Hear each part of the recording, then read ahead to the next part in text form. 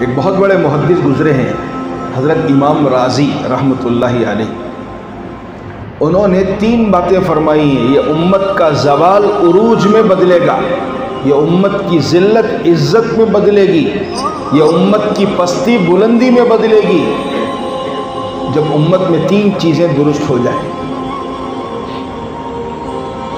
بہت بڑے امام ہیں، بڑے محدث ہیں، تو حضرت فرماتے ہیں یہ امت کا زوال عروج میں، ترقی میں، اور یہ امت کی ذلت عزت میں، اور یہ امت کی پستی بلندی میں اگر بدلنا ہے تو 3 کاموں کو کرنا پڑے گا مسلمان۔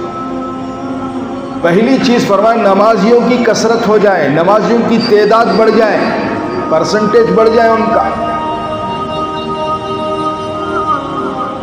نمازیوں کی کثرت ہو جائے۔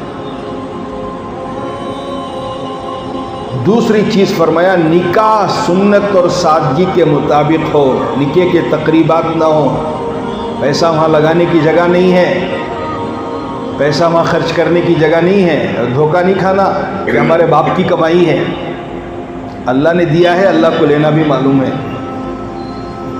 اور تیسری بات فرمایا جب کسی کا انتقال ہو جائے، جو صاحب مال ہے، جس کو اللہ نے مال دیا تھا، اگر اس کا انتقال ہو جائے تو اس کے انتقال کے بعد فوراً جو کام کرنے کا ہے وہ وراثت کی تقسیم ہے۔